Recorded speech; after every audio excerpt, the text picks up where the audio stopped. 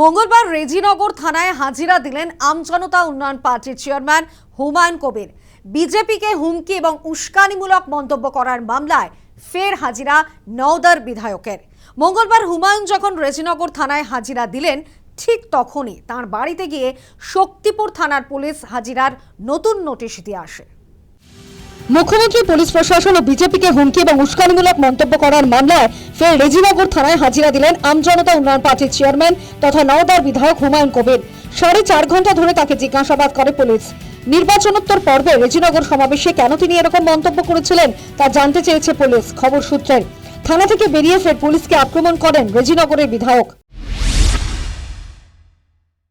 আগের সরকার পুলিশকে তাদের দলদাস করেছিল অনেক পরে। বর্তমান পুলিশ মন্ত্রী কোথায় কি করছে জানি না, মুর্শিদাবাদের বহরমপুর পুলিশ ফাঁড়ির পুলিশকে পুরোপুরি বিজেপির দলদাসে পরিণত করেছে। এটাই ব্যাখ্যা করা যায়, এর বাইরে কিছু বলা।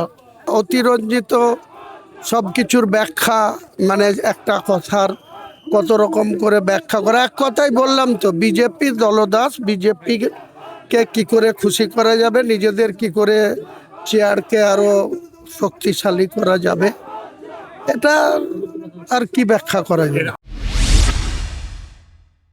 তবে এক থানায় হাজিরা দিলে অন্য মামলায় জট কাটেনি।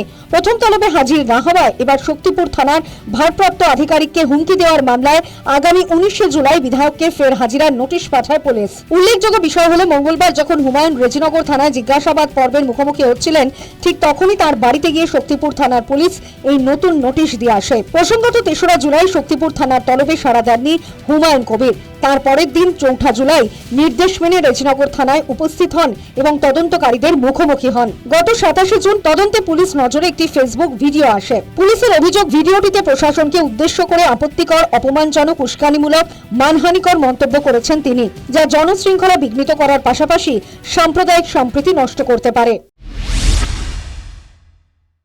এখানে ভোটে হেরেও বিজেপি মনে করছে আমি এমএলএ। এখানে এমন আস্ফালন করে বেড়াচ্ছে।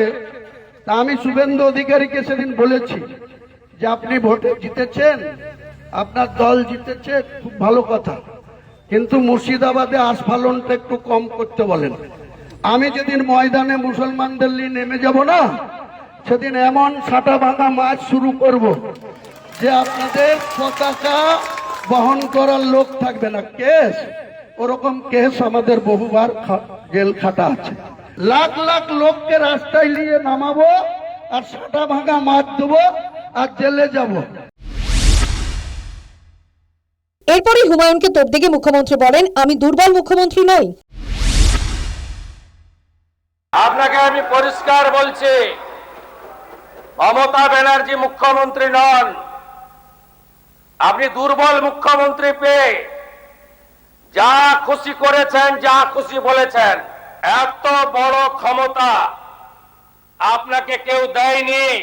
আপনি কান খুলে শুনে রাখুন, আপনাকে এইভাবে ধমক, হুমকি, বেপরোয়া, লাগাম ছাড়া কথা বলতে দেব না, দেব না, দেব না।